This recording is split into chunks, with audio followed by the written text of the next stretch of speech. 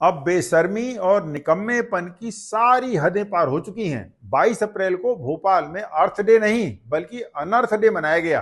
पूरे शहर के ठोस कचरे का निपटान करने वाली जगह यानी आदमपुर कचरा खंती में पिछले 18 महीनों में 12 बार आग लगी है, या यूं कहें आग लगवाई गई है। आखिर क्यों? अजी 10 लाख टन से अधिक पड़े ठोस कचरे का निपटान जो करना है, लेकिन इस बार आग बहुत भयंकर लेवल पर लगाई गई है। उद्देश्य बड़ा मालूम पड़ता है कि पूरे कचरे को एक बार में ही समाप्त कर दो, रोज रोज की झंझट खत्म। लेकिन इसका परिणाम भी बड़ा भयंकर हुआ। हवा में जानलेवा जहर ऐसा फैला कि आधे से भी ज्यादा भोपाल शहर इसकी चपेट में आ गया। कचरा खंती के आसपास लगे 5 से अधिक गांवों की आबोहवा की तो हालत मत पूछिए।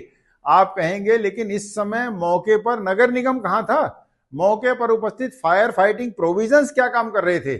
शहर के इमरजेंसी प्रोविजंस, फायर ब्रिगेड और दमकल कहां थे? बात यह है दोस्तों कि जब नगर निगम किसी को बुलाएगा तभी तो वो एजेंसी आएगी ना मौके पर, और तभी वो काम भी करेगी। और इसलिए आदमपुर कचरा खंती में लगी भयंकर आग बुझाने के सभी प्रयास तब तक नहीं किए गए जब तक मौके पर उपस्थित जहरीला ठोस कचरा जलकर राख नहीं हो गया।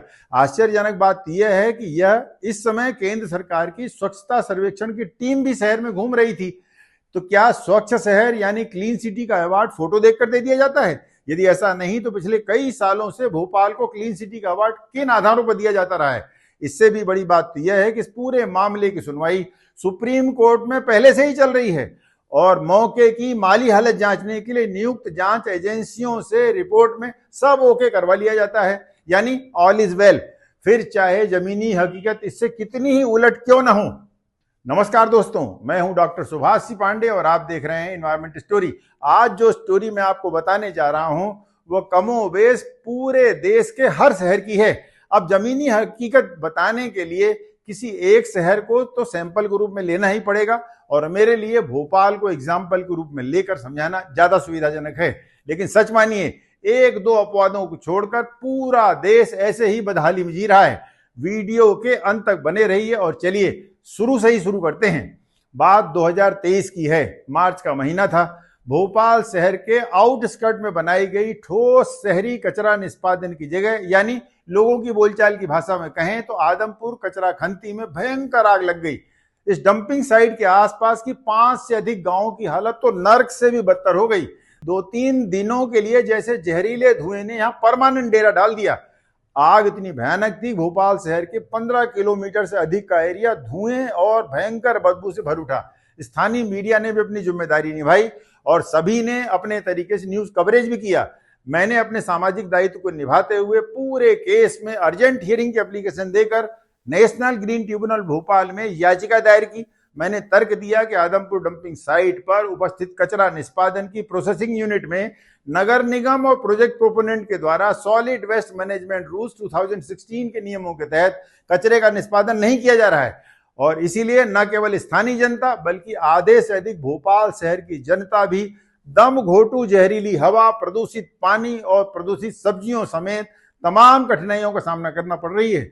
मैंने याचिका में यह तर्क भी दिया कि 2018 से भोपाल नगर निगम द्वारा अवैध रूप से चलाई जा रही आदमपुर खंती साइट के लिए प्रदूषण नियंत्रण बोर्ड से ना तो कोई अनुमति ली गई, ना ही किसी नियम का पालन किया जा रहा है। मेरा केस तो एनजीटी में रजिस्टर हो गया, खानापुरी भी होने लगी, संबंधित एजेंसियों को नोटिस भी जाने लगे। तारीख पे तारीख सुनवाई बढ़ती रही, लेकिन जैसा ज्यादातर एनजीटी के मामलों में होता है, उसके आदेशों का कोई कंप्लायंस जमीन पर नहीं दिख रहा था। और बार बार मेरे अनुरोध करने के बाद भी एनजीटी द्वारा नगर निगम और अन्य संबंधितों के खिलाफ कोई कड़ी कार्रवाई नहीं की जा रही थी। किंतु इसी समय शहर और स्थानीय निवासियों के सौभाग्य से जस्टिस सुधीर अग्रवाल और डॉक्टर अफरोज अहमद की नियुक्ति एक बहुत छोटे पीरियड के लिए एनजीटी भोपाल के जज के रूप में हो गई।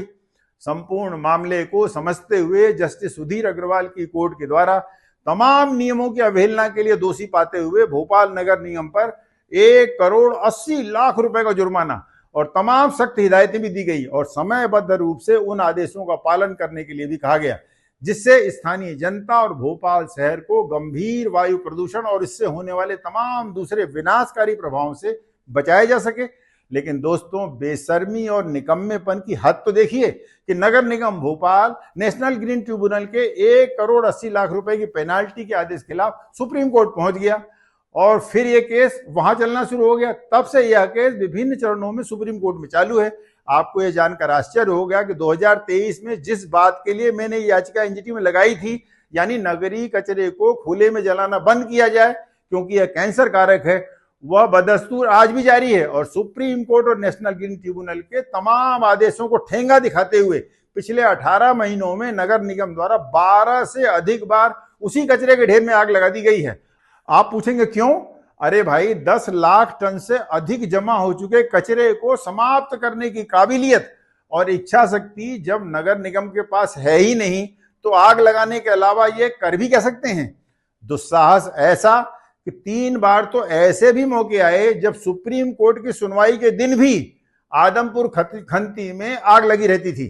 इसी बीच मेरे अनुरोध पर सुप्रीम कोर्ट ने नागपुर स्थित national environment engineering research institute यानी निरी को मौके की जांच करने के लिए भेजा, लेकिन निरी के सरकारी जांच अधिकारी मौके पर पहुंचकर आश्चर्यजनक रूप से सब कुछ ठीक पाने लगते हैं, यानी हमारे द्वारा किए गए सारे प्रयास नए सिरे से पानी में चले जाते हैं। हालांकि अभी भी निरी की विस्तृत रिपोर्ट आना बाकी है, लेकिन उनके द्वारा दी गई क्लीन चिट ने नगर निगम को मानो प्राणवायु दे दी हो और फिर वे दुगने उत्साह से बरसों बरसों पड़े कचरे के निपटान करने की नई नई योजना बनाने लगे। ऐसा भी नहीं है कि केंद्र सरकार या सेंट्रल पॉल्यूशन कंट्रोल बोर्ड के पास पुराने पड़े कचरे यानी लीगेसी वेस्ट के निष्पादन की कोई विधि ही ना हो या सॉलिड वेस्ट मैनेजमेंट रूल्स 2016 में प्रावधान ही ना हो कि कैसे किसी कचरा खंती को वैज्ञानिक ढंग से लैंडफिल साइट में बदला जा सकता है। लेकिन बात यह है कि जब कचरे में आग लगाकर ही सब कुछ पाया जा सकता है, तो फिर क्या जरूरत है काम करने की? और इसीलिए फिर से 2023 की घटना की पुनरावृत्ति हो गई। कल से लगी आग आज भी कमोबेश जारी है और न केवल आसपास के ग्रामीण इलाके बल्कि भोपाल की आधे से अधिक आबादी भी धुआं धुआं हो गई है, जिसमें गंभीर कैंसर कारक जहरीली गैसें भी शामिल है। इस पूरी जमीनी सच्चाई से क्या सबक मिलता है? जमीनी सच्चाई और हकीकत यह है कि अपनी गाढ़ी कमाई को लगाकर भारी संघर्षों के बाद नेशनल ग्रीन ट्रिब्यूनल और सुप्रीम कोर्ट में लड़ाई लड़कर स्थानीय हवा ग्रामीणों के जीवन को बचाने में और आप अपना कितना भी समय लगा दें, सर्वस्व न्यौछावर कर दें, लेकिन यदि काम करने वाली एजेंसी नगर निगम जैसी हो, नकारा और भ्रष्ट हो, तो कोई परिणाम सामने आने वाला नहीं है, बल्कि उल्टे स्थितियां और बद से बदतर होती चली जाती हैं और जनता कल मरती हो तो आज क्यों न मर जाए।